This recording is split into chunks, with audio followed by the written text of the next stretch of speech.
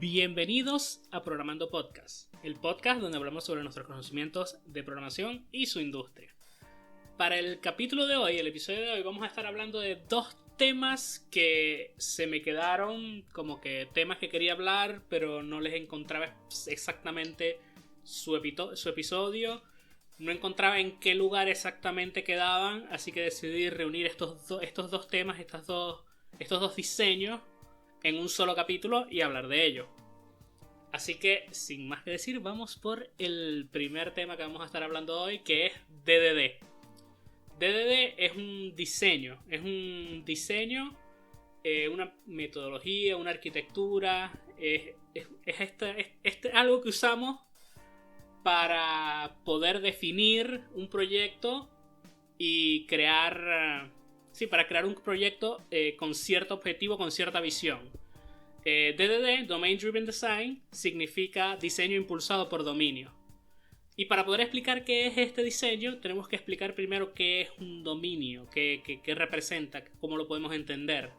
Y bueno, dentro de este diseño, el dominio es, por su definición, es una esfera de conocimiento o actividad, que en el caso del desarrollo de software sería el área de conocimiento o actividad en la cual la aplicación se va a utilizar. ¿Qué quiere decir esto?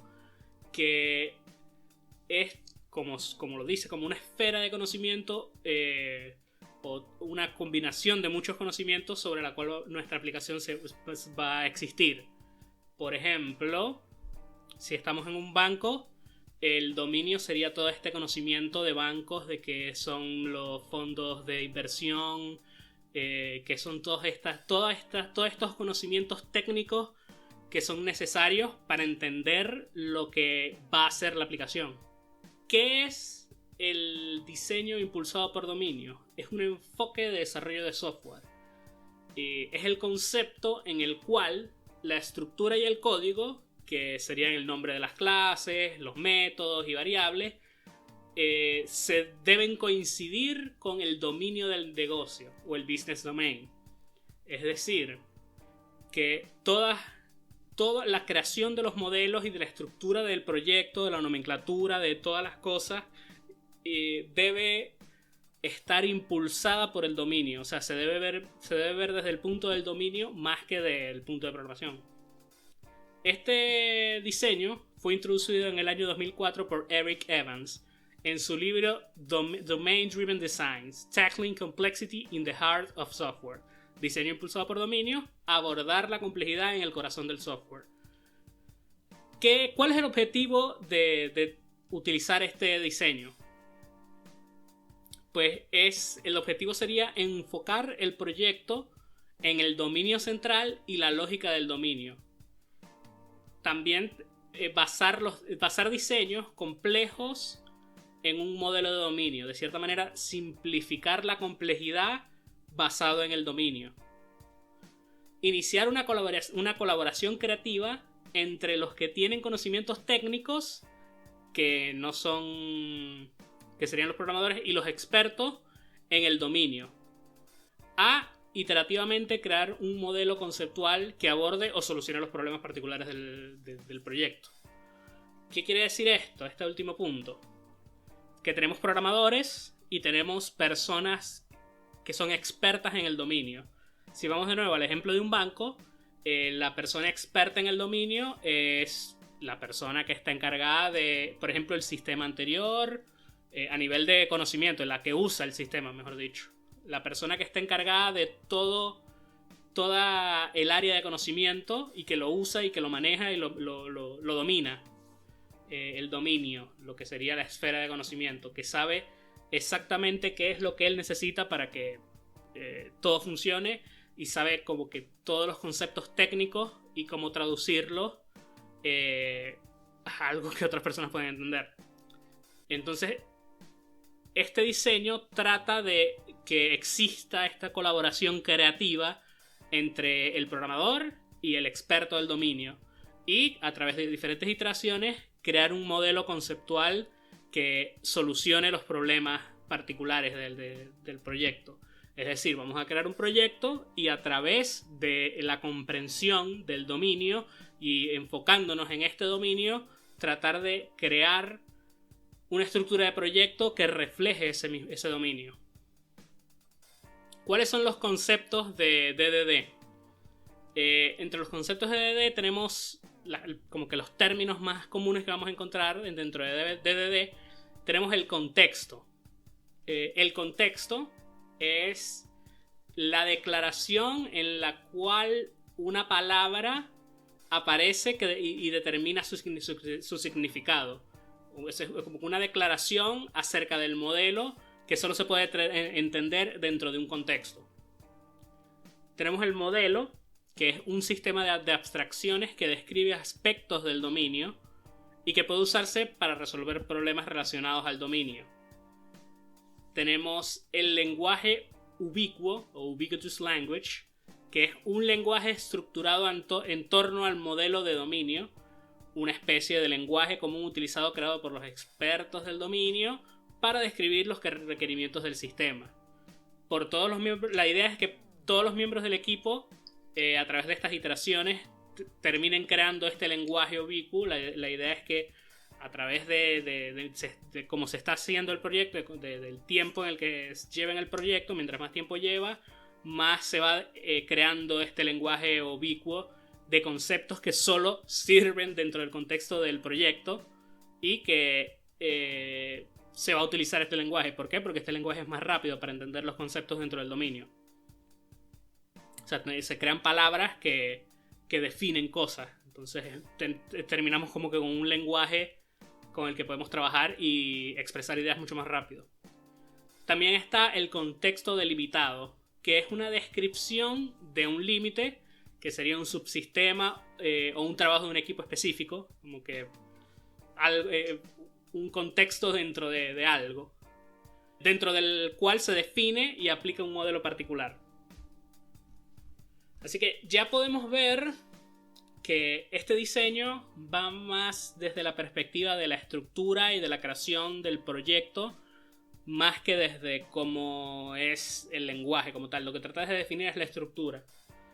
¿Para qué querríamos utilizar este diseño? Pues una de las ventajas, y vamos a ponerlo de esta manera. Si pensamos en capítulos anteriores, donde hablamos sobre cómo los proyectos empiezan con este antimodelo. Vamos a hablar de proyectos de backend. Especialmente vamos a hablar de un proyecto en específico. Imagínate un proyecto de backend en el que solo trabajas con JSON, por ejemplo. Es decir, a ti te llega un request y tú tienes que responder un JSON siempre. ¿Qué pasa en este tipo de proyectos? Muy comúnmente, que terminas usando un antimodelo llamado Transaction Script o algún otro antipatrón, mejor dicho. Terminas usando algún antipatrón, uno de los cuales vimos en los capítulos anteriores fue de Transaction Script, donde desacoplamos la lógica del modelo. Es decir, la lógica del negocio no está dentro de los modelos. ¿Y qué pasa con hablamos de como que sus ventajas, desventajas? ¿Qué pasa? Que para proyectos pequeños, determinamos que para proyectos pequeños tiene bastantes ventajas y pocas desventajas. Pero cuando el proyecto se va haciendo cada vez más grande, se empiezan a ver estas desventajas mucho más y dominan por sobre las ventajas. Lo cual indica que cuando un proyecto se vuelve cada vez más grande, si usamos ese antipatrón, por cualquier razón, empezamos a pensar en cómo cambiar el enfoque del proyecto a otro lado. ¿Qué pasa también cuando tienes un proyecto que tú determinas, o el equipo determinó, o los requerimientos determinaron, que va a ser gigante y que se va a trabajar por un largo tiempo en él? Pues necesitas algún tipo de diseño o estructura de proyecto a la cual aferrarte para asegurarte de que a futuro se va a seguir entendiendo el proyecto, se va a seguir trabajando rápidamente en el proyecto, se va a poder hacer modificaciones rápidamente en el proyecto y que nos vamos a ahorrar muchísimos problemas a largo plazo. Y uno de los diseños comúnmente utilizados, dependiendo del proyecto obviamente, dependiendo de los requerimientos, pero uno de estos diseños bastante utilizados para la arquitectura de un proyecto, la estructura, es DDD. Y se usa por diferentes razones. Una de las cuales ya hablamos, que es el lenguaje ubicuo. Al establecer un lenguaje ubicuo relacionado al modelo de dominio del proyecto, la comunicación en el equipo se vuelve muchísimo más rápido y fácil. También DDD, al ser tan fuertemente basado en los conceptos de análisis y diseño orientado a objetos, casi todo el modelo estará encapsulado y va a ser modular. Esto va a permitir que los componentes se puedan alterar más fácilmente. Es decir, a futuro tenemos, imagínate, una aplicación súper gigante, y a futuro, si está bien estructurado, si está bien nombrado, si las cosas están bien separadas, va a ser mucho más fácil hacer un cambio y sin tener que modificar en tantos lugares, sin tener que afectar tantas áreas de la aplicación. Porque está separado en sus dominios perfectamente, está bien estructurado, tiene muchas ventajas. Otra de las cosas que tiene DDD son los building blocks o los bloques de construcción. Y vamos a hablar de cada uno de ellos. Vamos a hablar de entities. El entity o la entidad es un objeto que no está definido por sus atributos, sino que está definido por un hilo de continuidad y su identidad. Por ejemplo, imagínate una aerolínea que distingue cada asiento. Cada asiento es único en cada vuelo. O sea, en cada vuelo existe un asiento que es completamente único, y cada asiento en este contexto sería una entidad. Sin embargo, vamos a suponer que existe otras particulares aerolíneas que no distinguen entre cada asiento. Para esas aerolíneas cada asiento es lo mismo.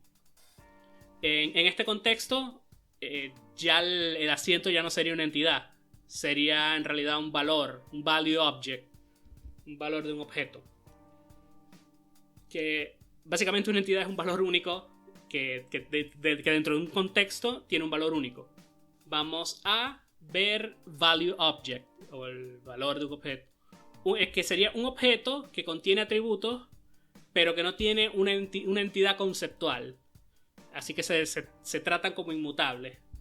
Como por ejemplo, cuando una persona o varias personas cambian de tarjetas de negocio, de business cards, generalmente no distinguen entre cada tarjeta. O sea, no son únicas.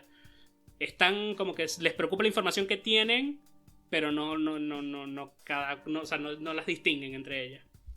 En este contexto, la tarjeta de negocio son valores de objeto. También tenemos los aggregates, que son una colección de objetos que están atados a través de una entidad raíz, también conocida como raíz aggregate. Esta raíz garantiza la consistencia de los cambios que se están haciendo al prohibir objetos externos, al prohibir a los objetos externos a que tengan referencias a los miembros de la raíz. Por un ejemplo, cuando manejas un carro, tú no te tienes que preocupar acerca de todas las cosas del carro, que por ejemplo, de mover las ruedas hacia adelante, de hacer que el engine haga combustión, de no te tienes que preocupar de la gasolina, por ejemplo. O sea, al estar manejando, la acción que tú estás haciendo la podríamos llamar como manejar el carro.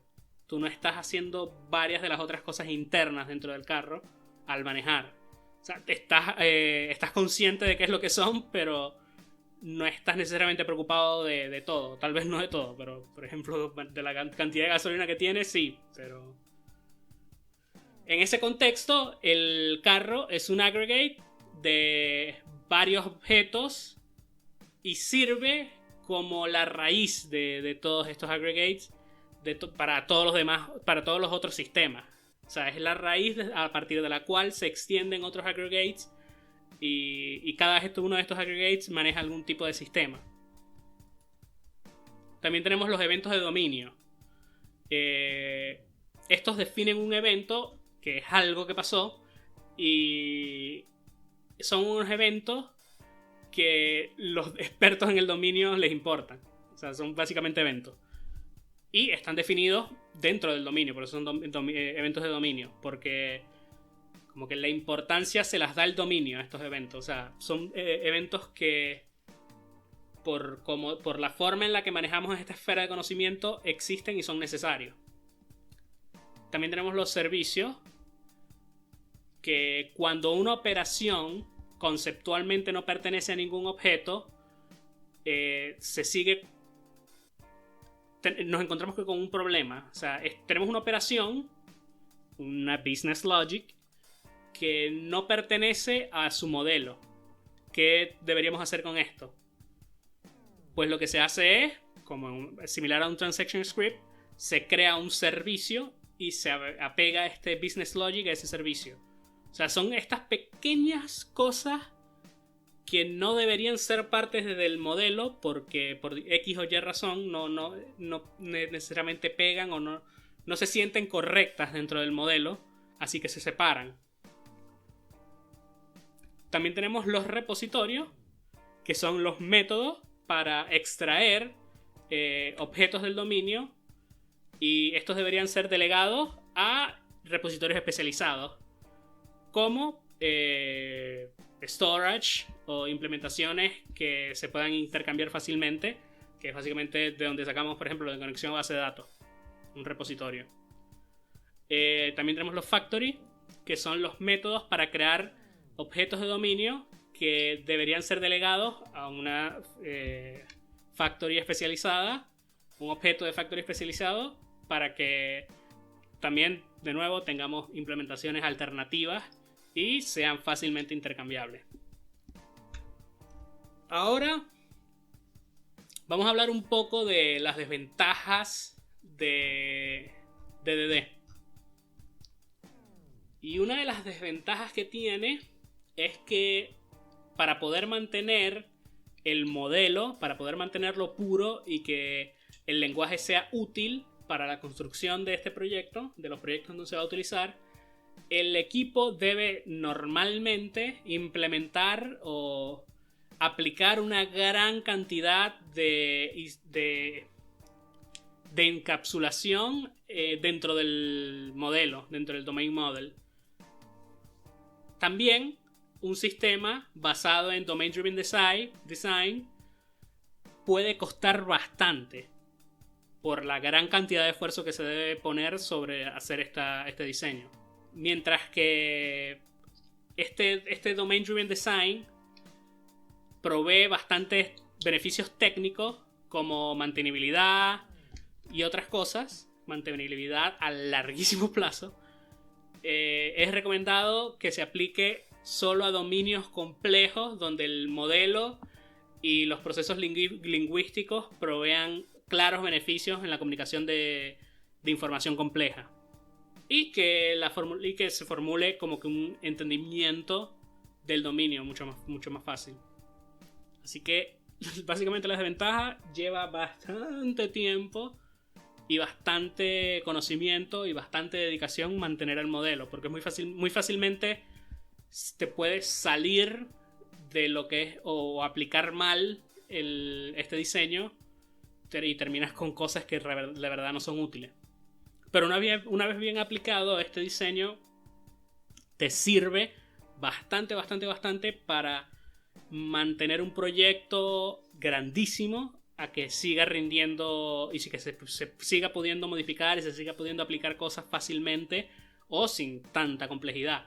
Es muy común que proyectos grandes, ya sea porque entraron personas y se fueron y entraron otras y así, terminen con una complejidad muy grande para poder hacer cualquier modificación porque no se encapsularon las cosas que se tenían que encapsular, porque ahora todo depende de todo y por X y razón terminamos con proyectos que son, como ya lo mencioné antes, por ejemplo Java Monoliths o estos proyectos desastrosamente gigantes que nadie entiende y nadie sabe cómo manejarlo.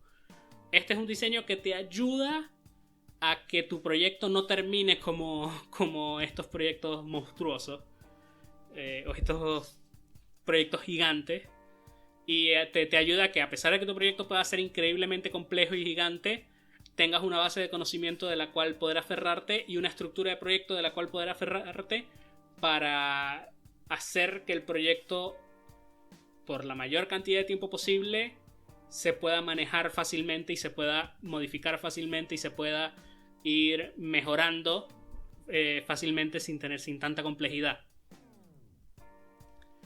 Este es un diseño que van a ver mucho de nuevo en proyectos gigantes, en proyectos que se intenta que sean gigantes, o sea, que sabemos que a largo plazo van a seguir y que sabemos que a largo plazo se le van a ir agregando cosas. Es genial para ese tipo de proyectos. Y ahora vamos al siguiente tema, este siguiente tema del que vamos a estar hablando, que es TDD. ¿Qué es TDD? Test Driven Design. Es diseño basado en los tests. Y es un proceso de desarrollo que cuenta en la repetición de un ciclo de desarrollo muy corto. Los requerimientos se transforman en pequeños test cases o unit tests. Y luego el código se mejora para que el test pase.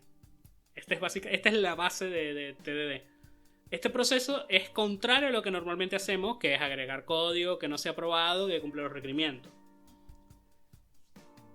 Cuando estás empezando o cuando nunca has visto este diseño y te dicen no, tenés que agregar un test para luego hacer que ese test pase, te suena como una locura, pero si lo llegas a trabajar y lo llegas a dominar, te das cuenta de que tiene muchas ventajas, pero que también es muy costoso aplicarlo. El ingeniero de software Ken Beck, quien fue acreditado con redescubrir esta técnica, dijo en 2003 que TDD fomenta los diseños simples e inspira confianza. Y esa es la clave de TDD, inspirar confianza. Cuando tú la aplicas, tú estás 100% seguro de que tienes una aplicación robusta. ¿Cómo se aplica TDD? Para aplicar TDD tienes que seguir los pasos definidos en el diseño, que sigue unos pasos bastante sencillos, pero que te das cuenta que son a pesar de que son relativamente fáciles,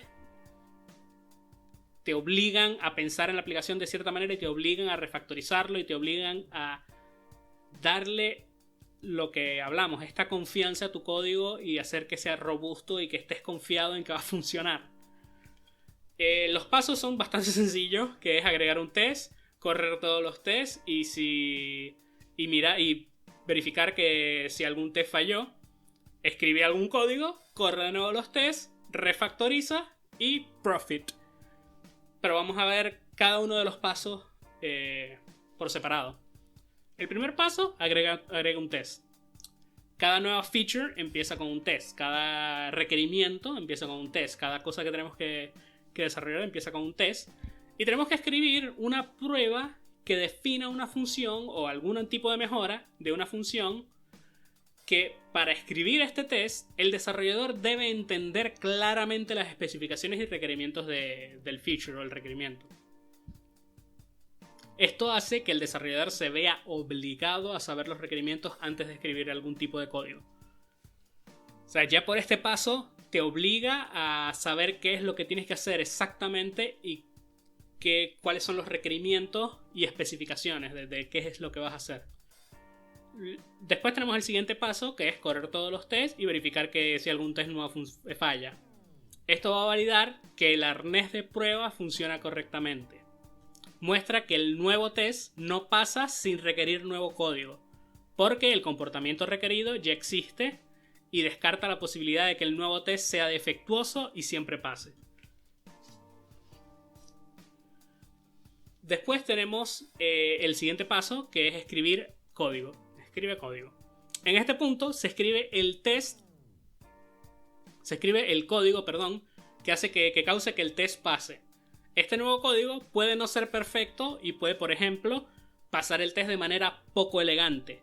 Esto es aceptable porque el código se mejorará en los siguientes pasos. En este punto escribimos el código que va a pasar el test, nos aseguramos de que lo pase, y esto siempre va a pasar, que cuando escribimos el código a veces por la naturaleza de este paso, lo escribimos para que el test pase. Y de nuevo, lo hacemos de manera poco elegante, lo hacemos un poco feo, hacemos algo de lo que no estamos orgullosos. Pero no te preocupes, que después eso lo vamos a arreglar. El siguiente paso es correr los tests.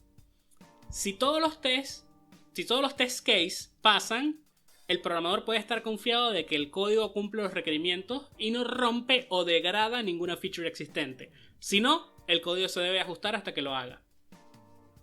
Este es un paso clave, ya que te obliga a enfrentarte a todo el resto de la funcionalidad del proyecto. ¿Qué me refiero con esto? Cuando estás empezando, obviamente solo existe un test y va a pasar y no hay problema. Cuando tienes 10 programadores, por ponerte un ejemplo, trabajando en una misma aplicación y algunos de ellos ya escribieron 20, 30 tests, tú vas a tener que asegurarte de que tu código no rompa el código de ellos. Y al hacerlo, al cumplir este test, tú vas a estar seguro de que tu código, además de que cumple los requerimientos, no rompe el código de los demás, ni los degrada, ni los vuelve inútiles. Y si no lo haces, pues tienes que conseguir en este paso hasta que lo haga. Luego vamos al siguiente paso, que es refactorizar el código. El código tiene que irse limpiando regularmente durante el proceso de TDD. Por ejemplo, el nuevo código puede moverse de donde convenientemente estaba, de donde lo hicimos porque necesitamos hacerlo, para pasar el test. Lo podemos mover ahora a donde lógicamente pertenece, donde tenemos más idea de que pertenece, y si ese lugar no existe, lo creamos. El código duplicado se debe remover. Por ahí agregamos un código que ya sabemos que existe en otro lado, podemos borrarlo y centralizar ese código y no tenemos código duplicado, etc. Los nombres de los objetos, clases, módulos, variables y métodos deben representar claramente su propósito, uso y funcionalidad. Paso clave. Los métodos, que cada vez son más grandes, los tenemos que dividir y cada una de sus partes debe ser cuidadosamente nombradas para mejorar la legibilidad y mantenibilidad. Y al continuamente correr los tests y a través de cada fase de refactorización, el desarrollador puede estar confiado de que el proceso no está alterando ninguna funcionalidad existente. Así que este diseño nos permite, de nuevo, estar 100% seguros de la calidad de nuestro código y de la robustez de nuestro código, de que, de nuevo, va a ser fácil de cierta manera poder modificar a futuro ciertas cosas, porque a través del paso de refactorización nos aseguramos de que todo esté encapsulado, de que todo tenga su nomenclatura correcta, de que todo esté bien pulcro, y nos aseguramos de nuevo de que lo que nosotros estamos haciendo no está rompiendo con lo que otros vinieron haciendo antes, que es muy importante. ¿Qué pasa? Que este diseño también es bastante costoso y bastante difícil de aplicar, porque requiere que todos los programadores estén en el mismo mindset, que todos estén pensando de manera similar y que estén aplicando todos sus conocimientos hacia todo su esfuerzo, mejor dicho, hacia este diseño. Es muy fácil empezar una aplicación con TDD y con el tiempo nos vamos olvidando de aplicarlo, con el tiempo nos vamos olvidando de hacer los tests porque tenemos poco tiempo y hay que entregarlo ya, y el unit test no me sirve para entregarlo. Yo no voy a entregar un unit test, yo voy a entregar el código que funciona, así que yo voy a hacer el código y me olvido de esto por ahora y lo hago después. Y mentira, no lo haces nunca. Y si una persona rompe TDD, es muy fácil que el otro día, bueno, yo también lo rompo.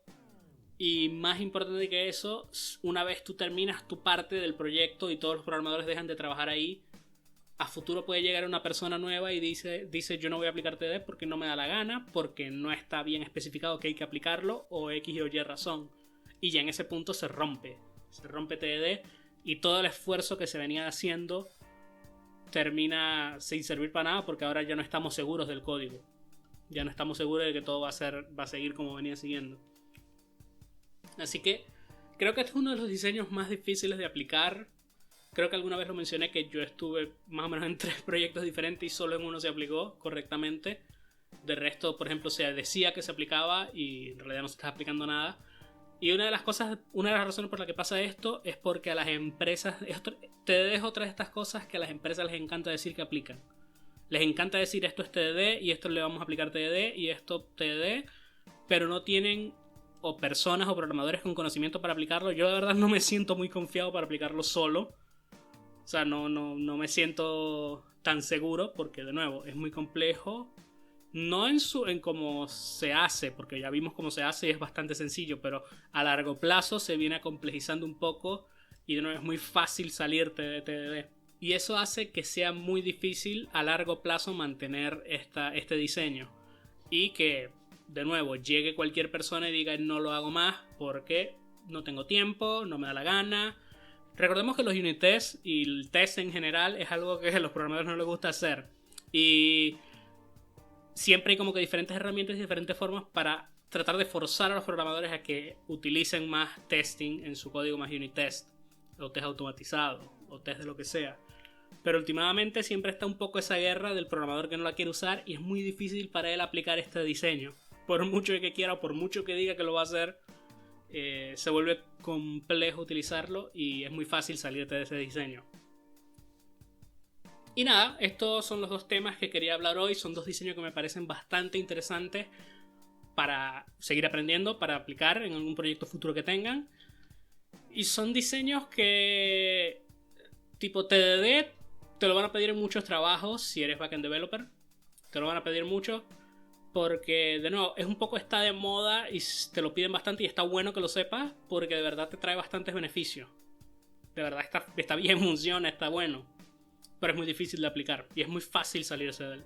Y DDD es por ahí más complejo en cómo entenderlo, como que por ahí lo que dije por ahí les pasa muy por encima de la cabeza y no entienden nada, pero una vez empiecen a entender el dominio, una vez empiecen a entender todos estos conceptos y cómo aplicarlos, se va creando este lenguaje ubicuo del cual son expertos ya se empiezan a volver más expertos en el dominio, a pesar de que no tienen todo el conocimiento. Se empiezan a volver cada vez más expertos en el conocimiento del proyecto y de la estructura y se empieza a ver un poco más cómo se aplica, cómo aplicarlo al proyecto. Son dos diseños que la verdad están bastante buenos para aprender, bastante buenos para hacer un proyecto, bastante buenos para cualquier cosa que necesiten. Obviamente depende de sus requerimientos, pero eso es algo que pueden investigar ustedes. Pero están buenos para ir aprendiendo, están buenos para ir sabiendo cada vez algo más. Y nada, ya no queda más tiempo para el episodio de hoy. Creo que salió relativamente bien. Y nada, díganme qué les pareció, qué otros temas les gustaría y nos vemos en el próximo capítulo. Chao.